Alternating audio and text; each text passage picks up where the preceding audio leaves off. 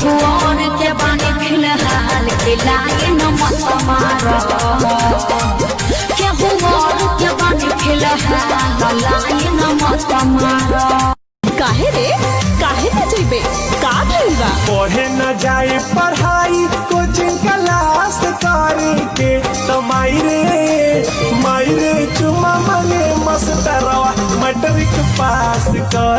हमर दहिया के फ्रीजर में डाला आधा घंटा के बाद निकाला अनु तुम आई कोई नहीं हो सीना से कहीं मोरा सैया के खेला रात पेनी में छेनी सताई दियो रे रात पेनी में छेनी सताई दियो रे रात पेनी में छेनी सताई दियो रे गावाना। काहे रे काहे न जइबे का भइलबा पढ़े न जाए पढ़ाई कोचिंग क्लास करके तो मायरे चुमा मने मस्तरवा मैट्रिक पास कर। होली में भौजी तक हो जेली भंटा कहे देवाद जी हो डालो 4 घंटा हमरा तो ढोटे बड़ी लागे यादवा हमरा तो ढोटे बड़ी लागे यादवा टूटे न कोई पिचकारी के डंडा। करी रात हो गयल सुना हाँ सुनावा ऐसन बा रोग काम करे न दवाई टूटे नस नस नहीं आवे लवंगाई तनी हमरा के लई कत बुझा तड़पत बा भीतर जवानी ठंडाई दे हम तोरे गरमी भर दे हम हौदा में पानी खेले खाए लभावाला के लाखई बुझीली त देह तहर हाली हाली खीली चोली में दिलवा हमार पानी हमार बाबा से ना नहीं बुझता रो मोर परेशानी पलानी में जवानी रोबता राजा हो पलानी में जवानी रोबता राजा हो पलानी में जवानी रोबता किया सुतता राजा के खरी होनी नहीं बुझता रो मोर परेशानी पलानी में जवानी रोबता हमरो पलानी में जवानी रोबता राजा हो पलानी में जवानी रो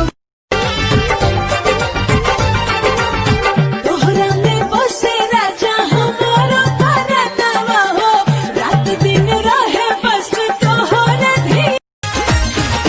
हमरे तनी को दो काम ताहर जो पत रहब नाम एक बार भेंट करा दो न तू अपना छोटकी बहिन से हमर सेट करा दो न तू अपना छोटकी बहिन कौन विटामिन खाले दिन पर दिन चिकन आले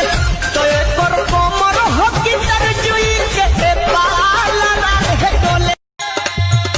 एगो कीन दाना साड़ी झमकवा चमचम एगो कीन दाना साड़ी झमकवा चमचम अइला बम्बई से होली में कमाई के बोलो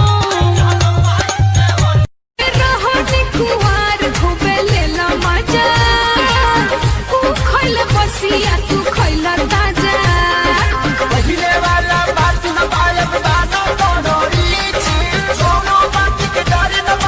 उनवे से बतिया के तू बोला ना का पैबा ई राजाऊ घरे आइबा कि ना आइबा।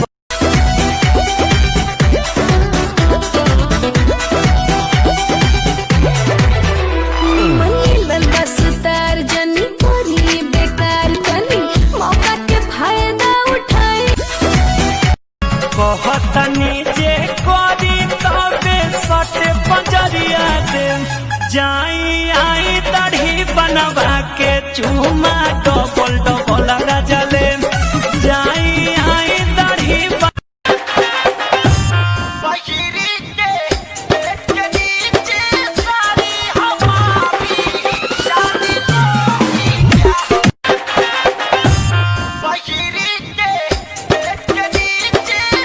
जन सच कहतानी ठीक हाल नहीं के तू देखलू जब से वीडियो कॉल पाई के होनवा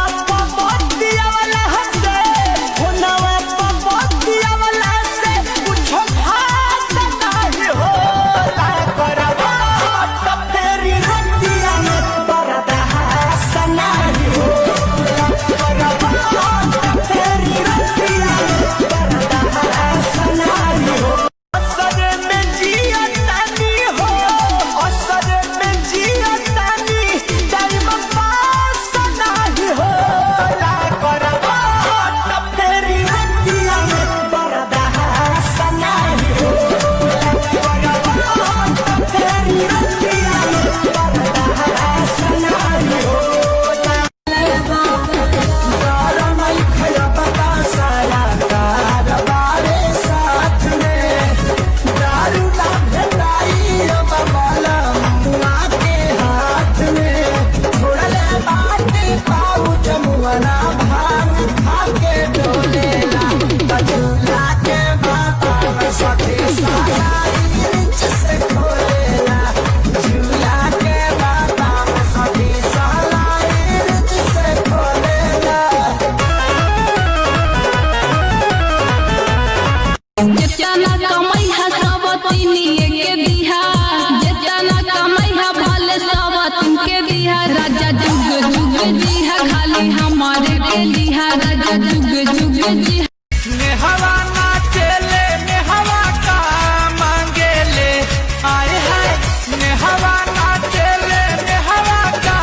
मांगेले त नेहवा टेम्पू के डाराई बर